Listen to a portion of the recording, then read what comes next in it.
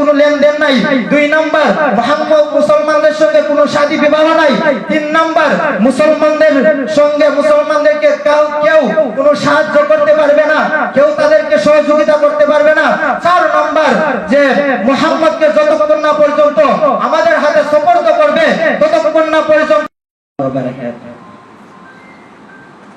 حامدا ومصليا ومسلما أما بعد فأعوذ بالله من الشيطان الرجيم بسم الله الرحمن الرحيم يا أيها الرسول بلغ ما أنزل إليك من ربك صدق الله العظيم وقال النبي صلى الله عليه وسلم بلغوا عني ولو آية أو كما قال النبي عليه الصلاة والسلام الحمد لله বাইতুস সালাম কর্তৃক আয়োজিত আজ রবিউল আউয়ালের 12 তারিখ উপলক্ষে এই সিরাত কনফারেন্সের সম্মানিত সভাপতি ও আমার সামনে উপবিষ্ট দূর দূরান্ত থেকে আগত ইলমে নববী অর্জন করার জন্য ছাত্র ভাইয়েরা, আল্লাহ সুবহানাহু ওয়া তাআলার দরবারে শুকরিয়া আদায় করি যিনি আমাদেরকে ইলমে নববী হাসিল করার সাথে সাথে একটি গুরুত্বপূর্ণ জলসায় উপস্থিত হওয়ার তৌফিক দান করেছেন। এই জন্য সকলেই শুকরিয়া আদায় করি আলহামদুলিল্লাহ। আমি আপনাদের সামনে মহানবী সাল্লাল্লাহু আলাইহি ওয়াসাল্লামের দাওয়াতি মিশন নিয়ে কিছু কথা বলবো। রাসূল সাল্লাল্লাহু আলাইহি ওয়াসাল্লাম নবুয়ত প্রাপ্তির পর মক্কায় যে 13 বছর দাওয়াতি কার্যক্রম করেছে এর কিছু মৌলিক মেসেজ আপনাদেরকে আমি শোনাবো। তো আমরা আগে এই 13টি বছরকে 4 সংখ্যায় ভাগ করে নিব। 3, 2, 5, 3 মোট হচ্ছে 13 বছর। রাসূলুল্লাহ সাল্লাল্লাহু আলাইহি ওয়াসাল্লাম প্রথম 3 বছর মক্কায় গোপনে দাওয়াত দিয়েছেন, ইসলামের দাওয়াত দিয়েছেন। দ্বিতীয়ত প্রকাশ্যে ইসলামের দাওয়াত দেওয়ার পর 2 বছর রাসূলুল্লাহ সাল্লাল্লাহু আলাইহি ওয়াসাল্লাম মিথ্যা অপবাদ সহ্য করেছেন। তারপর 3 বছর 5 বছর রাসূলুল্লাহ সাল্লাল্লাহু আলাইহি ওয়াসাল্লাম দাওয়াত দিতে গিয়ে জুলুমের শিকার হয়েছেন। তারপর যখন আবু তালেব এবং খাদিজা রাদিয়াল্লাহু তাআলা আনহা তিনি যখন দুনিয়া থেকে চলে গেলেন তখন পরের 3 বছর রাসূলুল্লাহ সাল্লাল্লাহু আলাইহি ওয়াসাল্লাম অসহনীয় যন্ত্রণা সহ্য করেছে। এই হলো মোটমাট 13 বছর।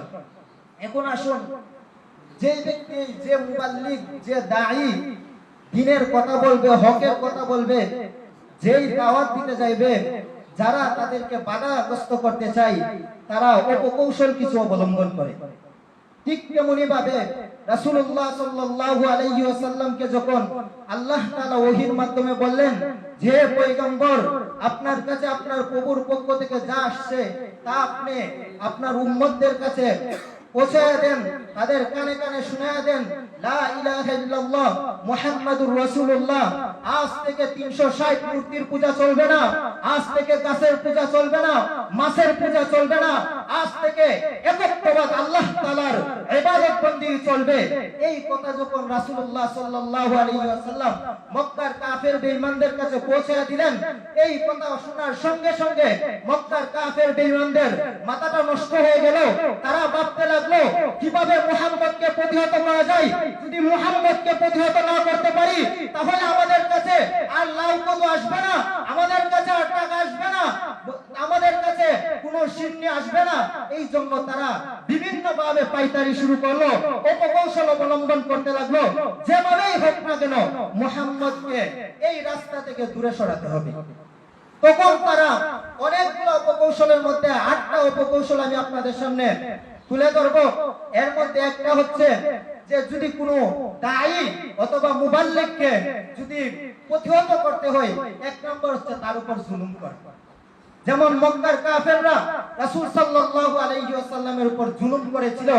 কিভাবে জুলুম করেছিল আমরা যদি তাকাই বুখারী শরীফের 520 নম্বর হাদিসের দিকে, আব্দুল্লাহ ইবনে মাসউদ রাদিয়াল্লাহু তাআলা আনহু থেকে বর্ণিত যে রাসূল সাল্লাল্লাহু আলাইহি ওয়াসাল্লাম একদিন কাবা শরীফের কাছে রাসূল সাল্লাল্লাহু আলাইহি ওয়াসাল্লাম নামাজের মধ্যে দাঁড়াইলেন, আর কিছু কাফের বেঈমানরা তারা এক পাশে বসা ছিল।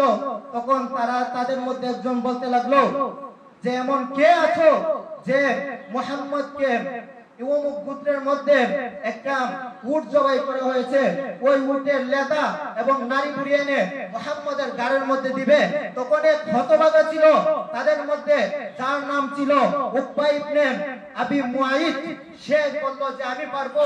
সে অনেকগুলা নাড়ি বুড়ি এবং গোবর এনে রাসূলুল্লাহ সাল্লাল্লাহু আলাইহি ওয়াসাল্লামের কাঁধের মধ্যে দিলেন।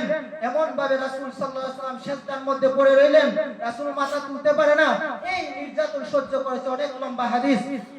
আরেকটা দৃষ্টান্ত যদি আপনাদেরকে দেই, যে বুখারী শরীফের 4815 নম্বর হাদিসের মধ্যে আসছে, ওই হতভাগা উকবা ইবনে আবি মুআইত সে যখন রাসূলুল্লাহ সাল্লাল্লাহু আলাইহি ওয়াসাল্লাম কাবা শরীফের নিকটে আবার নামাজে দাঁড়ালেন, সে তখন একটা রুমাল দিয়ে রাসূল সাল্লাল্লাহু আলাইহি ওয়াসাল্লামের গলার মধ্যে পেঁচায়া এত জোরে খানকান শাদীদা শক্তভাবে যখন টান দিলেন, তখন আবু বকর রাদিয়াল্লাহু তাআলা আনহু আসলো, আয়েশা তাকে সরায় দিল আর বলতে লাগলো, আতাকুলুনা রাজুলা আইয়াকুলা রাব্বি আল্লাহ কদ জাআকুম বিল বাইয়িনাতি মিন রাব্বিকুম, যে তোমরা কি ওই ব্যক্তিকে এই জন্য কতল করবা, হত্যা করবা যে বলে আমার রব হচ্ছে আল্লাহ, আর তোমাদের প্রতিপালকের পক্ষ থেকে সুস্পষ্ট প্রমাণ আসার পরেও এভাবে রাসূলের উপর জুলুম করেছে।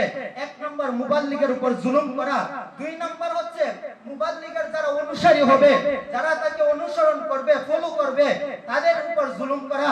যেমন সাহাবায়ে কেরামের ঘটনা আছে, বেলাল রাদিয়াল্লাহু তাআলা আনহু, খাব্বাব রাদিয়াল্লাহু তাআলা আনহু, সুমাইয়া রাদিয়াল্লাহু তাআলা আনহা, এমন ভাবে তাদেরকে ভীষণ কষ্ট দিয়ে অনেকে সুমাইয়া রাদিয়াল্লাহু তাআলা আনহাকে নির্মম ভাবে হত্যা করেছে, শহীদ করে দেওয়া হয়েছে। তিন নাম্বার হচ্ছে যারা মুবাল্লিগকে সাপোর্ট করবে, সাহায্য করবে, তাদেরকে হুমকি ধমকি দেওয়া। যেমন আবু তালেবের কাছে গিয়ে হুমকি ধমকি দিয়েছে। সময় খুব সংকীর্ণ, এই জন্য আমি সংক্ষেপে বোঝাচ্ছি। 4 নাম্বার হচ্ছে যে মুবাল্লিগকে অপবাদ দেওয়া। তারা কাফেররা বলতে লাগলো যে মুহাম্মদ হচ্ছে একজন কবি, মুহাম্মদ হচ্ছে একজন গণক জাদুকর, কিন্তু আমার আল্লাহ তাআলা সূরা ইয়াসিনের মধ্যে 69 নম্বর আয়াতের মধ্যে বলেন, ওমা আল্লামনাহু শি'রা ওমা ইয়ানবাগি লা ইন হুয়া ইল্লা যিকরু ওয়া কুরআনুম মুবিন, যে আমি রাসূলকে কাব্য শিক্ষা দেই নাই, আর রাসূলের জন্য কাব্য শিক্ষা করা এটা সমীচীন নয়। এই জন্য শুধু তাই না, আপনি যদি সূরা হাক্কা খুলেন তাহলে দেখবেন 41-42 নম্বর আয়াত, ওমা হুয়া বিকাউলি শাইর কলিলাম মা তুমিনুন লা বিকাউলি কাহিন কলিলাম মা তাযাক্কারুন। রাসূলকে রাসূল শায়েরও ছিলেন না, কোনো গণকও ছিলেন না। 5 নম্বর যখন তারা দেখলো যে তা বলেও কোনোভাবেই রাসূলের দাওয়াত মিশন বন্ধ করতে পারে নাই, তখন রাসূলুল্লাহ সাল্লাল্লাহু আলাইহি ওয়াসাল্লামকে তারা বলতে লাগলো যে আন্তর্জাতিক পর্যায়ে তারা বলল যে ইসলামকে বাধা দিতে হবে। কিভাবে? যখন বিভিন্ন রাষ্ট্র থেকে মুসলমানরা, যখন বিভিন্ন রাষ্ট্র থেকে লোক সমাজ আসবে কাবা ঘরকে তওয়াফ করার জন্য, তখন আমরা বলবো মুহাম্মদ পাগল। এখানে অনেক বিস্তারিত আলোচনা আছে। এভাবেও চেষ্টা করেছে, এভাবেও যখন তারা পারে নাই, 6 নম্বরে গিয়ে সেটা তারা বলছে এখন এভাবে যেহেতু পারা যাচ্ছে না, এখন প্রলোভন দেখাতে হবে, লোভ লালসা দেখাতে হবে মুহাম্মদকে। যেমন ভাবে সিরাত ইবনে হিশামের মধ্যে আসছে, 294 পৃষ্ঠার মধ্যে নিয়ে আসছে যে উতবা ইবনে আবি রবিয়া, উতবা ইবনে রবিয়া রাসূলের কাছে গিয়ে বলতেছে, হে মুহাম্মদ ভাতিজা, তুমি যে মিশন চালু করেছো, তোমার এই মিশন দ্বারা যদি তোমার উদ্দেশ্য থাকে সম্পদ তুমি জমা করবা, বলো আমরা তোমাদেরকে বিশাল সম্পদ জমা করে দিব। তোমার যদি পদমর্যাদার ইচ্ছা থাকে বলো, আমরা তোমাকে সর্বোচ্চ মর্যাদা দিব। তোমার পরামর্শ ছাড়া কোনো কিছু করব না। তোমার যদি রাজত্বের ইচ্ছা থাকে রাজত্ব দিব। তোমার যদি সুন্দরী নারীর ইচ্ছা থাকে সুন্দরী নারী দিব। এরপরেও যদি তুমি মিশন বন্ধ না করো আর এইগুলা যদি তুমি না মানো, তাহলে তুমি বলো যে আমরা তোমাকে ডাক্তার দেখাই, পাগলের ডাক্তার দেখাই। নাউজুবিল্লাহ। রাসূল সাল্লাল্লাহু আলাইহি ওয়াসাল্লাম সূরা হামিম সিজদা যখন তেলাওয়াত করতে লাগলেন, সিজদার আয়াত পর্যন্ত তেলাওয়াত করতে লাগলেন, তখন উতবা ইবনে রবিয়া সে হাক্কা বাক্কা খেয়ে গেল, সে মাথা নিচু করে ফেললো। তারপরে রাসূলের দরবার থেকে চলে গিয়ে আবু জাহেলকে বলতে লাগলো, মুহাম্মদকে কেউ বাধা দিবা না, মুহাম্মদের কাছে যদি যে যাবে সেই মুহাম্মদের পক্ষ হয়ে যাবে। তখন আবু জাহেল বলল, তোমাকে জিনে ধরেছে, তারা এই কৌশল যখন পারলো না, তখন তারা বলল যে মুহাম্মদকে বয়কট করতে হবে। বয়কট করতে হবে বলে তারা চারটা জিনিস লেখে কাবা শরীফের গিলাফে টানাই দিল। এক নাম্বার, মুসলমানদের সঙ্গে কোনো লেনদেন নাই। দুই নাম্বার, মুসলমানদের সঙ্গে কোনো শাদী বিবাহ নাই। তিন নাম্বার, মুসলমানদেরকে কেউ কোনো সাহায্য করতে পারবে না, কেউ তাদেরকে সহযোগিতা করতে পারবে না। চার নাম্বার, যে মুহাম্মদকে যতক্ষণ না পর্যন্ত আমাদের হাতে সুপর্দ করবে, ততক্ষণ না পর্যন্ত তাদের সঙ্গে কোনো আদান প্রদান নাই। এইভাবে মুসলমানদেরকে বয়কট করেছে রাসূলুল্লাহ সাল্লাল্লাহু আলাইহি ওয়াসাল্লাম। শেষের এই 3 বছর শিহাবে আবু তালেবের মধ্যে সহ্য করেছে, অসহনীয় কষ্ট সহ্য করেছে। তারপরেও পয়গম্বর আরবী এই দাওয়াতি মিশন থেকে পিছপা হন নাই। এদিকে উম্মতদেরকে শিক্ষা দিচ্ছে, যতই কষ্ট হোক না কেন, যতই পেরেশানি আসুক না কেন, যতই স্বৈরাচাররা জেলে নেক না কেন, যতই অত্যাচার করুক না কেন, দ্বীন-এ ইসলামের দাওয়াত বন্ধ করা যাবে না। দ্বীন-এ ইসলামের দাওয়াত চলমান থাকবে, আছে থাকবে ইনশাআল্লাহ।